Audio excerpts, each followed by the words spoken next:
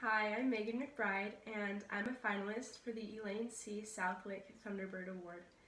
A little bit about me: I'm a senior on the SCU gymnastics team, and I competed vault and floor for my team.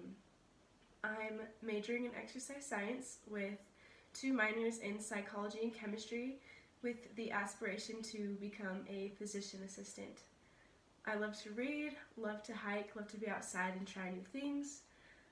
This last semester, I was a part of SCU's Dancing with the Stars competition, and it was a blast. I love spending time with friends and family, and I'm so extremely humbled and honored to be nominated for this award. This award is definitely up at the top of the list, but the award that first came to my mind were my MRGC All Academic Awards. To be named to the MRGC All Academic team, athletes have to maintain at least a 3.2 GPA at the end of the academic year and also be a part of the squad list for that year. And I was named to the MRGC All Academic team all 4 years that I've been here. I can't think of a better award that encapsulates all of my hard work, not only with my athletics in being a gymnast on this team, but also with my academics in being a student at SUU. One personal attribute of mine that has allowed me to excel as a student is determination. Once I set my mind to something, there's no stopping me, and I'll do everything in my power to reach that goal that I've set. And that's allowed me to excel as a student, as it's allowed me to reach that goal of maintaining the high GPA that I hold. Another personal attribute that has helped me is flexibility and not just like splits and stuff.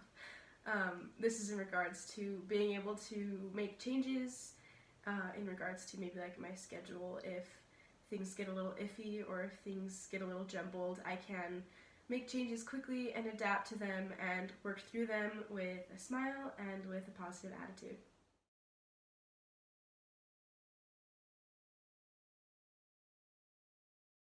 With my major in exercise science, I was originally planning on becoming an occupational therapist, but during my junior year, I took 2 classes, anatomy and physiology, and I just completely fell in love with learning about the human body and all that it entails. And I wanted a career where I could work more hands-on with that stuff. And so after much debate and contemplation and lots of meetings with my counselor, shout out to Katie Evans because she's the best, I decided to change my career path from occupational therapy to physician assistant. This change proved to be pretty challenging because I changed pretty late in the game, as it was only a few months before my senior year. So changing majors is a pretty big deal, and doing it before my senior year was not ideal, but better late than never is what I said. I had to rearrange my schedule quite a bit. I will have to take 2 extra semesters a little bit later than I was planning on graduating, but I plan on graduating fall of 2020. I had to take a bit more difficult classes like chemistry and microbiology and more upper division credits, as well as more credits just in general per semester. And this last semester, this spring semester, proved to be challenging, as I had to balance 2 science classes, not only with practices but also with traveling for competitions and whatnot. Choosing this course of study and accepting all the changes that came along with it has allowed me to become a better student, as it has helped me to learn how to manage my time better. It's also helped me to learn when to ask for help, whether it's from teachers or from tutors or even from coaches and teammates. And it's also helped me to learn the very important skill of learning when to take a break and when to have fun and take a break from studying. And I know that this has been and will continue to be probably a difficult change, but I know that in the future I will be really thankful that I took the time now to dedicate my time to studies, and I think that this change has definitely allowed me to become a better student.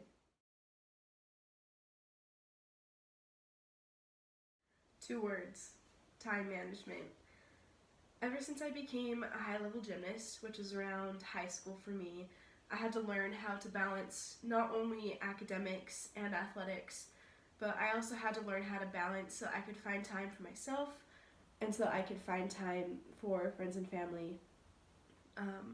I knew coming into college that it would be a lot different than high school, and learning how to balance college courses along with college athletics was a whole new experience for me, and definitely wasn't easy, but it's something that I took very seriously and that allowed me to excel both in and out of the classroom.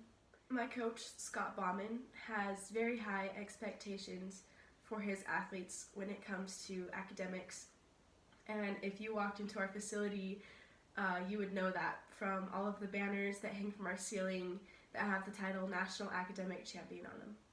And last time we won that award, I was a freshman, and I contributed to that GPA, and that's something that I'm very humbled to be a part of.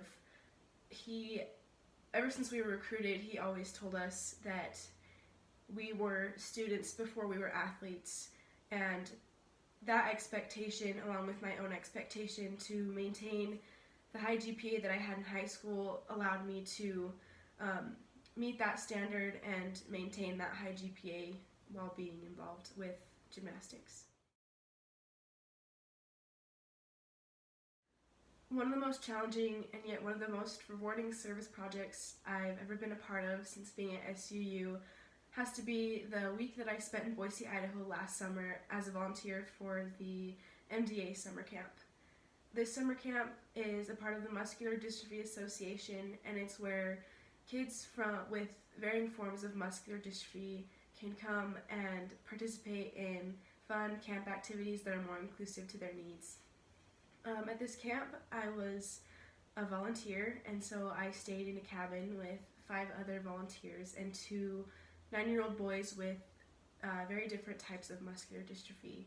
I, along with another girl in the cabin, were paired with a 9-year-old boy who was wheelchair bound, and we were there to help him with bathroom needs, feeding, nighttime, and morning routines, and we were also there to help with any of the activities he wanted to participate in, and we're there just to help him have a good time and make friends and have fun.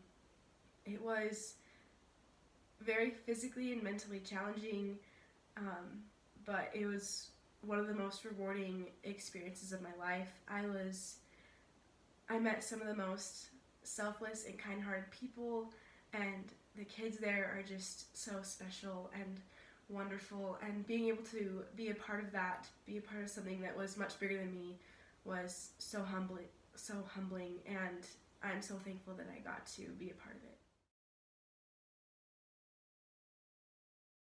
As a member of my team's leadership council, I have helped to improve the functioning of our own team in a few different ways. I believe that with my work ethic, I was able to drive my team and push them to be better not only in the gym and during competition, but also in the weight room and in the classroom. Throughout my gymnastics career, I faced many adversities, with a particularly big one my sophomore year. Our last home meet of that season, I tore my ACL on a vault, and it ended my season abruptly, and I had to get surgery, and there was a long rehab process, and I wish I could say that the rehab process was the hardest part, but it wasn't. What came after rehab was very emotionally and mentally exhausting for me, and getting through that was no easy feat, but having gone through it, I was able to help a lot of my teammates who maybe hadn't gone through the exact same injury that I had, but who maybe had gone through a major injury or a surgery, and I was able to provide wisdom from what I learned during my time after surgery or during rehab, and I was also able to provide encouragement and just love for when they were having a hard time.